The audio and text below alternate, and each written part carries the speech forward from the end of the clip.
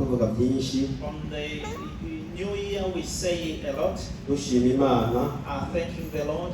ariko shima Imana ikintu kimwe gusa. But let me thank the Lord for one thing only. Kandi cyashobora kubatangaza ariko ndakivuga. You may be surprised, but I will say it. Ngomba gushima Imana ko yangiriye ubuntu. I want to thank God because He did well for me, Abantu nk'inzoga. and I don't drink alcohol. Soko ngayabajinywa niba hano It's bariho. not because I'm disrespecting people who drink alcohol. Ariko They ngenda are gushima Imana bivuye ku mutima. But I thank the Lord from my heart. Ntubyite byoroshye. Don't think it's simple. Nasanze gukizwa I've discovered that salvation, ugenda uheba ingeso imwe you give up one behavior. utubwira bati iyi nayede byakunze. If you are wise, you may look at your behaviors and be like, Ugati. I've given up on this. Icyakurikira ikibado. Whatever you haven't been able to take, you So still nafsi know ibyaha. that it remains. It's Hari not ibyo because I'm tugenda perfect. turwana. There are other things that I'm fighting Hari against, ibyo kumubita hasi. and there are other sins that can pull me down. Ariko si inzoga. But it's not alcohol. Kubera kuri icyo mugisha kuri imbere y'Imana imbere yanyu. Because when it comes to Irushima alcohol, imbere y'Imana. here before you Hari n'ibindi Imana thank yari God kubuntu that pe. God has done this. Akumvuze kimwe. And there are other things, but I'm Umuntu not wese afite ahantu sure afite intege. anyone who is weak, Umuntu wese afite ahantu afite intege. everyone has weakness in Akagira n'ahandi afite certain areas. inkomezi. And they have other areas where they have strength. Si uko n'inzoga ntazipimye. It's not because I didn't try alcohol Cyangwa itabi. or a cigarette. Or Cyangwa ibyo byacikanira nk'ishyize ku muntu. I gave up smoking on the same day. Inzoga y'ibitoki yananiye burundu. Alcohol from Ariko bananas, ibiyeri byo byari byanyoheye. but these were really tasty for me. Twabaye gukizwa. It's only because of salvation. Haleluya. Yes, Sinje kubatwereka ibyo kuvuga I'm ubutumwa. not coming here to make you laugh, but I'm here to preach. Iyi introduction zikorwa ibintu bitandukanye. There are different ways you can. Haleluya. Amen. Mfise akaririmbo I have a song, ncevuga rya jambo ndavuga wa munsi.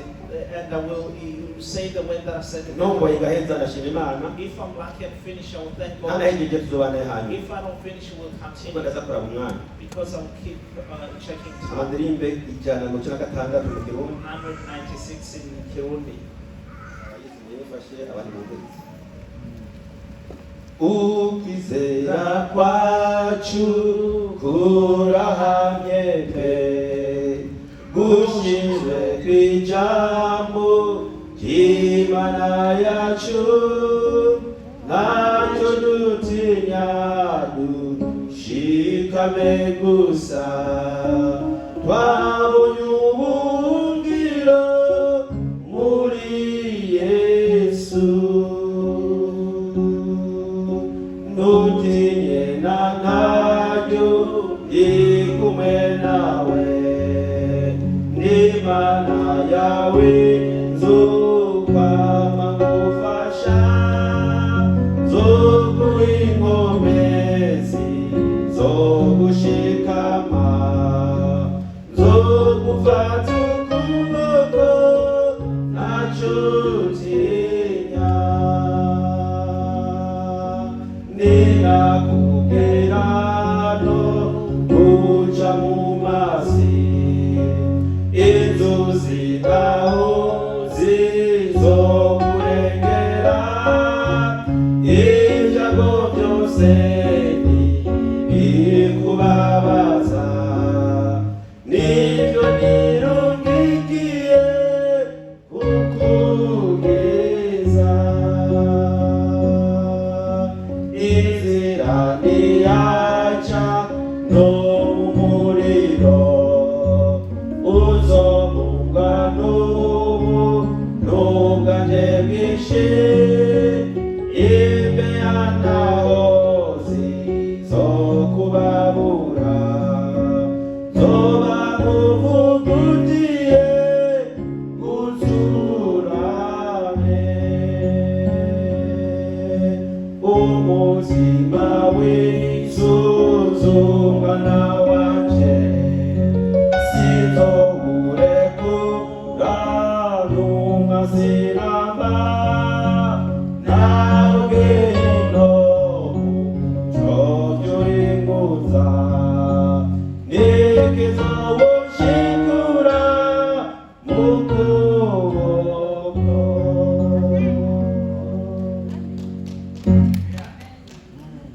haleluya. Amen. Dusome imigani Let's read in the book of Proverbs, igice ni 4 chapter 4, umurongo ni 23 verse 23. umurongo mwese muzi It's a popular verse, kandi icyo ngora ntegeza kwihuta cyane. and I will go quick. Basubiramo imigani ni 4 It's a Proverbs, umurongo 23. verse 23. Rinda umutima wawe kurusha uko worinda ikindi cyose, kuko ariho ubugingo budubiriza. Amen. Amen. Ndasoma kandi icyete cya gatatu cyanditswe na Yohana The third letter that was wrote by John, umurongo ni wa 2 gusa. verse 2. Igice ni 4. It's a verse. Mukundwa, ndagusengera ngo umererwe neza muri byose, uhore uhangaye nk'uko ubugingo bwawe bumerewe neza. Amen. Ndasoma kandi ab'Itesalonike Thessalonians, igice Tesalonike ba mbere Thessalonians chapter 1, ba mbere igice ni 5 verse Thessalonians, verse igice ni 5 verse 5, umurongo 23 verse 23, gushika 23 gusa. 23 onward. Ab'Itesalonike ba mbere igice 5 Verse umurongo Thessalonians 23. chapter 5, verse 23. Kandi Imana nyene amahoro ibe ari ibeza rwose, kandi impwemu yanyu n'ubugingo n'umuri wose hamwe bizigamwe ngo bize bisanzwe bitagira umugayo, aho Umwami wacu Yesu Kristo azozira. Amen. Amen. Imana nitugire ubu. God have mercy on us. Maze igihe ko nigisha As it's been a while I'm talking about, ndiko ndasaba nshire slide kuri screen natugikisha kera. I'm asking them to put a slide on the screen. Natangiye kwigisha kuva kera ntarashaka na kimwe. Uh, Maze igihe ndiko I nigisha have been teaching, mvuga ngo umuntu niki aho Imana imwibuka, saying who is a human being, so umuntu that God niki can aho Imana imugendera, who is a human being, so umuntu that God can niki aho Imana imwitaho, who is a human being, so that umuntu God can care niki for aho him. Imana Who is imwitwararika. a human being, so that God can Ibyo ndazi ko mubyibuka I twarabisomye, know that you remember that and you read that. ndashobora kubibibutsa mu And ncamake I can briefly woce shika ku by'uno munsi. summarize and I Ibyo twabisomye muri Zaburi 8 kuri 4, We read in the book of Psalm Yobu 8, 17 Job 7, n'ibindi bice. and other chapters. Navuze ko umuntu afite ibice bitatu: I said that the person has 3 parts: umubiri, body, umushaha soul, n'impwemu. and the spirit. Haleluya. Amen. Kandi ibyo namaze kubisoma. And I have read that. Mu gice cy'umubiri In the body, aricyo kiboneka, which is visible, nasiguye cyane ku maraso, I talked about the kuko blood, ubugingo bwo mu mubiri buri because mu maraso. the life is in the blood. Nasomye Abalewi 17 I read the 17. book of Leviticus 7:11. Ijambo rero ntashobora gusiga uno munsi And where did that cannot miss it mbere today? ko njya no ku bindi, Before I got to other things, ni ijambo umutima. it's a word, heart or soul. Umutima. A heart. Haleluya. Amen. Umutima. Heart.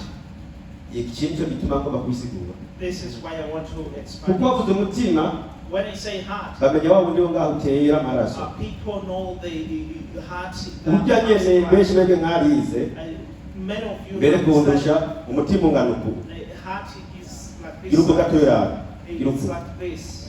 Uko ndi ku mutima wawe ungana. That's how your heart is. Urya wo gunga. The one you have inside. Si uwo ngoma mvugera. It's not the one I'm talking about. Wongera mvuge n'uyu. The one I'm going to Ubwo bavuga ngo the afite one- umutima mwiza. They say has a good heart. Si uwo. It's not that. Ntituri kumwe. Are we together? Kuko tuvuga iby'umubiri n'iby'impwemu. We are talking about body. Nanjye ndasoma ahantu no munsi. I read somewhere Havuga ngo that says aho ubutunzi bwawe buri, where you are. n'umutima wawe uzoba. Is where you are. Ngo uwo mutima ngomba kuvuga, That's the heart. kuko si uyutera amaraso. Because that's not the heart. Uyu that utera pumps the amaraso, blood. The heart that pumps the blood nawe niba afite agaciro kanini. has its own value Kujya ku bwonko, as the brain. kujya kw'amahaha, Or n'ibindi lungs, bice or n'ibindi other n'ibindi. internal body By'umuntu parts. upfa. that you cannot live without. iryo jambo naryamye ko kwera I will spend time on this way. aho ubutunzi bwawe buzoba buri Where your possessions mbere are, n'ubu where even today, aho ubutunzi bwawe buri where your possession Yung is, mutima wawe. that's where your heart ushobora is. kuba uri hano You may be here, umutima wawe utaraha your heart may not be ariko here. umutima w'inyama Your physical heart, ntabwo uwusiga you cannot ariko umutima live niko with. arabwira But the heart that I'm talking about, hari ibintu umuntu ashaka umutima they are things that somebody abari puts a hano heart on. Even akaba they are umutima here, uri muhira their heart will be at umutima ukaba uri home, muri afurika or the heart will be in umutima ukaba Africa, no kundi or muntu heart will be to someone else. uwo mutima uwo That heart ni exists. icyumba imana yabishyizemo That's a room that Icyo God nicyo has twizeye created in us. Imana. That's what we Aho have niho to hari have imigenderanire in y'umuntu Jesus. n'Imana. That's where there is a connection with us and God. imana irema umuntu When God created a human being, yamwishushanyije he made Yica a human being based ihumekamo on his image impwemu. and breathed into the human being. haleluya Praise the Lord. kandi iyo tuvuze impwemu When we say ndasoma ko spirit, mubyumva I want you to impwemu ya understand. mbere ni impwemu y'ubugingo A spirit that I'm saying is a spirit of kandi God. uko nabyanditse hajya And the way I've kuko written mvuga it, byinshi ijya nireza imbere because I'm going to say more than Najyana that, n'umwanya. and I go according to the time. umuntu akozwe uku A human being is made like icyo mwese this. mubona n'uyu mubiri What you all see is a body. ariko imbere muri harimo umushaha Internal, there is a soul, imbere naho hakabamo impwemu and there is a spirit. haleluya Amen. igasito by'amaraso When I explained about nerekanye ko izi mpwemu duhumeka I showed you that the Ziratwinjira breath that we mu- have comes zikajya in no mu maraso. and go even into the blood. abantu basa ku cyo akora And blood hama will ibintu well, bisohoka and the things will go impwemu outside. zirinjira They will zigasohoka come and go out. ariko ko ibyo byo mu mubiri But ibyo ni byo mu mubiri that's what is in the ndagomba body. ingene wibaza ko impwemu yindi yose I want you to ask a question. Every other ishobora spirit kwinjira mu muntu can enter into human ahantu being. nakubwiye mugana ukore homework Where if I tell iyo you to mpwemu do mu homework, mubiri cyangwa indani ibahe you may find where does that spirit live in you, kugira ngo Or in umenye you, naho umutima uba so that you know where the heart lives. haleluya Amen. ariko navuze byinshi ku maraso I ntosubiramo said so many things on the blood. ndagomba ko tuza rero So I want ngo us to be dushikire able to say, umushaha so we can dushikire arrive n'impwemu and touch on the soul haleluya and the spirit. iyo ufashe Hallelujah. umubiri When you take the ugateranya body n'umushaha and you add a soul, ibiboneka cyane what is visible ni ibyifuzo by'umubiri is the cyane desires of kameremere y'umubiri or ibyo character ntabwo of bivuga the- narabigibigishije even if I don't tell Iryoha namba.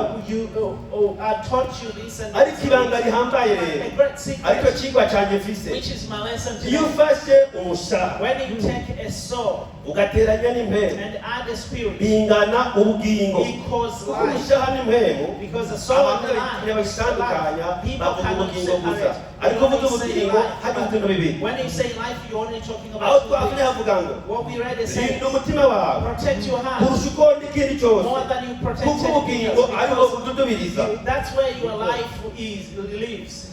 am I telling you something Yes. ntabwo najya kuvuga ubusa I'm not here to tell you nothing. kuko navuga ijambo ry'imana I'm telling you the way of ijambo God. rirokora The ubugingo way that saves you. rirokora umuntu Saves uhisemo someone. ukabyemera When if you choose to ushobora accept kurokoka it, you may be saved ukaronka ubugingo and have a life. tuvuze ubugingo bwo mu mubiri When you say a physical ngo life, bitahura no mu ishuri you may understand it even ariko in ubugingo school. tuvuga But the life that we iyo talk wakiriye about, yesu when you receive wakira Jesus, ubugingo budashira you receive eternal life. ubugingo bw'umubiri tuvuga The life, physical life, has its end. ariko wakiriye yesu But when you receive ufise Jesus, ubugingo you budashira have eternal life. no discussion Ntabwo biganira kubiharira. nasomye status somewhere I read someone's status. havuga ngo He says, umuntu yavutse rimwe gusa a human being was born once, azopfa kabiri will die twice, azopfa ku mubiri will die physically, apfe nabwo avuga kabiri and will die second ariko death. avutse kabiri But if they are born again second time, will only die azopfa once, ku mubiri gusa die on the physical ntababeho body, igihe bidashira and live eternally. ndibaza murabitahura I'm sure you understand. bwana yesu Praise the ashimwe. Lord. rero imana ni urukundo So God is love. yashyizeho urutonde I made it. ugomba ukurikire Anyone who wants to utabigomba follow it. yirekere If you don't have to follow it.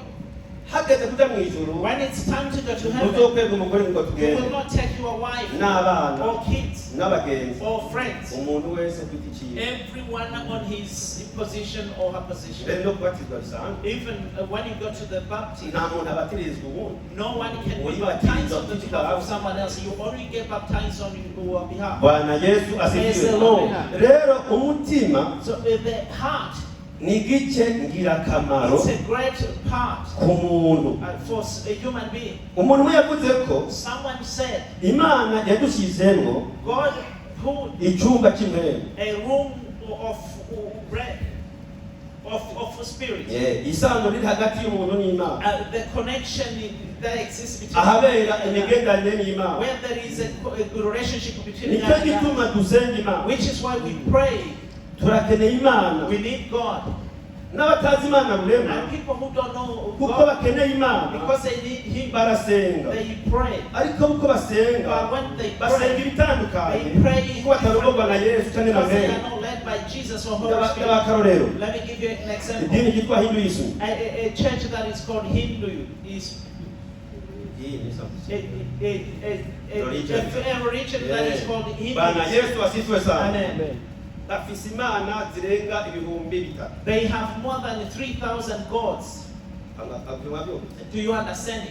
kandi ikintu gikuru kuri bo And what is great for them, ni inka y'imvyeyi it's a female cow. icyo bayikundira What they like about it, itanga amata it gives milk, abana b'iyo nka bakanywa and the kids, bagasigira abana n'abantu comes will drink, and then bagaca bavuga ngo ngo noneho wowe umubyeyi and they say, can you eat a mother? naho kuri twe banyafurika na kaboga And for us Africans, it's a meat. ariko kuri bo ni imana But for them, it's God. kuri abatafise mwemu yera Because they don't have Holy Spirit. umva bashaka gusenga They feel like they want to bagasenga pray. uko And they pray. usenga neza Anyone who usoma prays Bibiliya, correctly, reads ikarongorwa na Bible, Yesu. and that Jesus will lead. ibitandukanye naho What ni is zero against that is zero. kuko yesu niwe bugingo Because Jesus is the life. yesu niwe nzira Jesus is the n'ubugingo true path and nta the n'umwe right ushika kwa data path. I cannot get to heaven, Father, without nta Him. mashure yo gutwara They are not educations or schools that can take you there. No, I know. I really know that. nta mahera yo gutwara Money cannot take you there. ibyo ndabitazi I totally nta understand. nzu nziza yo gutwara Great house cannot nta take you. muduga mwiza yo gutwara Great car cannot take you. nta mpuzu y'igice yo gutwara Great clothing cannot take yesu you. gusa Only Jesus.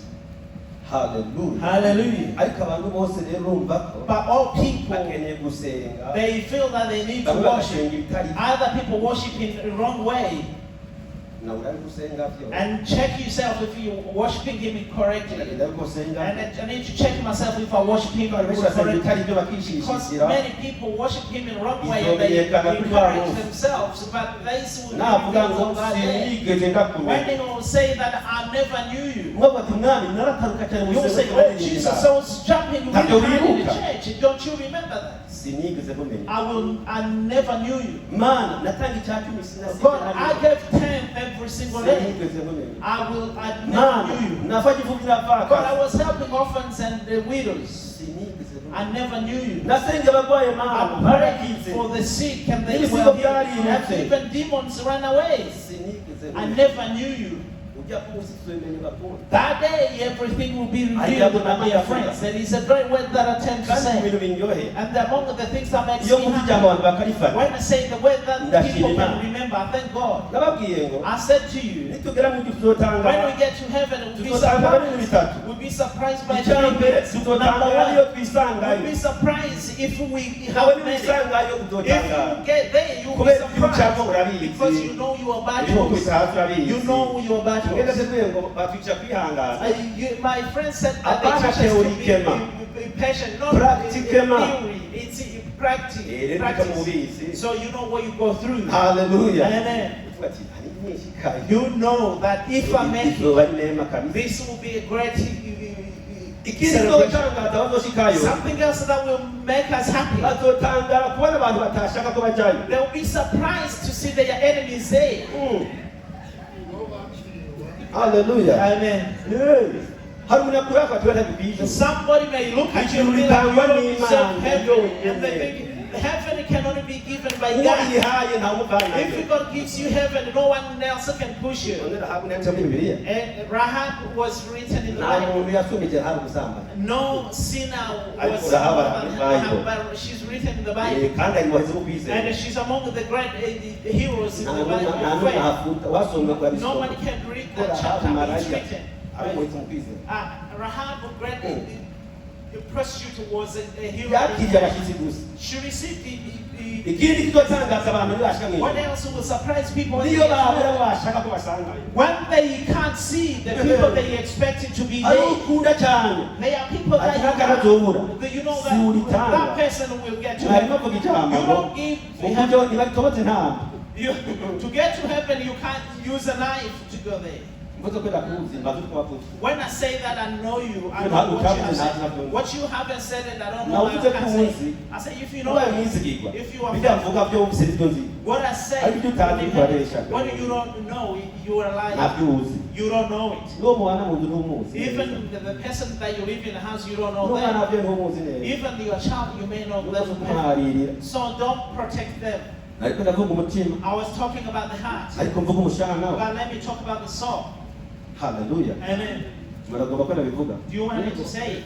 mwumva byumvikana Are you? Do you understand it? ngomba ko nkorera imana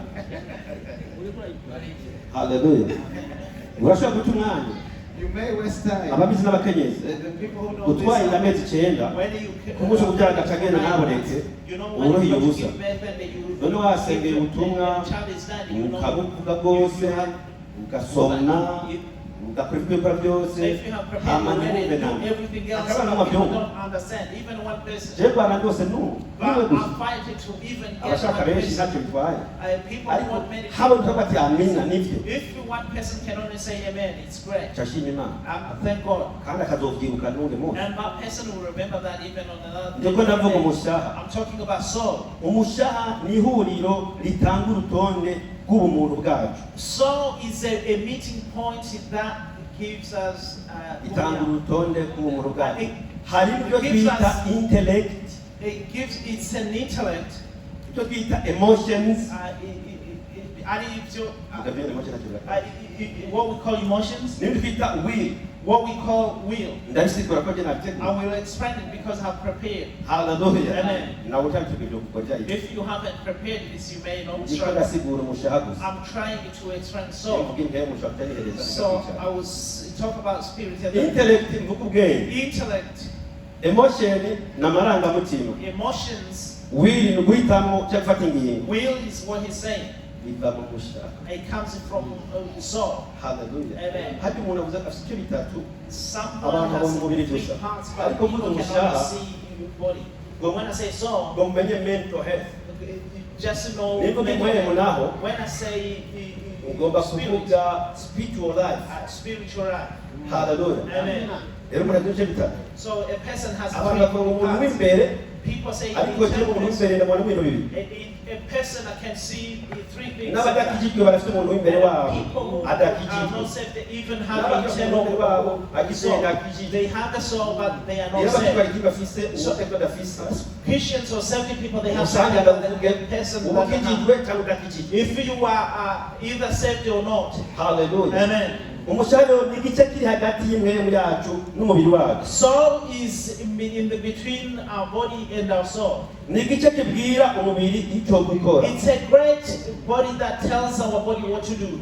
amarangamutima kuko nayo yasigiwe And I will explain emotions. mu marangamutima Among emotions, harimo kurira there is a cry, harimo gutwenga a laugh, harimo gukunda love, harimo kwanka hate, harimo kubaha harimo respect, kutubaha not respect. hari ibyo navuze kuko atari seminari They are not other things that I'm not saying. Bwana Yesu asifiwe. Praise the Lord. Amen. ngo basivuga ibabaza pe I don't want to say things cyangwa that ibiteye hurt isoni or ariko ibyo that muri bayibolo yesu ndabyita ibiteye isoni everything that is written in the Bible, it does not bring a kuko shame. byo ngo bidukosowe Because it says so that it can correct iyo umuntu us. ari mu kubita kandi ngo ngo ngo umuntu If you tell somebody and then they feel sad, they feel that because you know ibyo them. tuzi ibyo tutazi turabivuga What we know, what we don't know, we say. rero yava kubiduza mutwe gusa Holy Spirit only just has to be in us.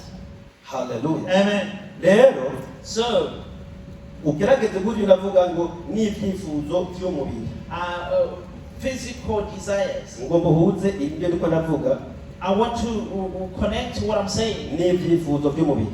with physical desires.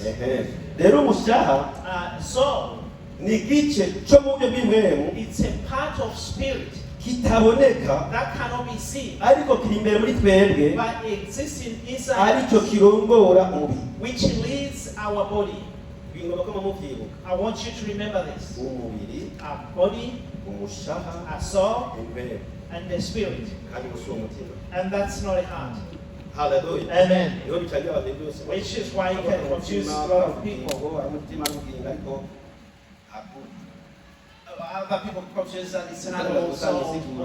I'm trying to give it explanation slowly. Only take one thing that may help you. umubiri wacu nawo Our body, none usiguye cyane even though I talked about it a lot, let me say it to you. niwo ucumbikiye And that is the storage.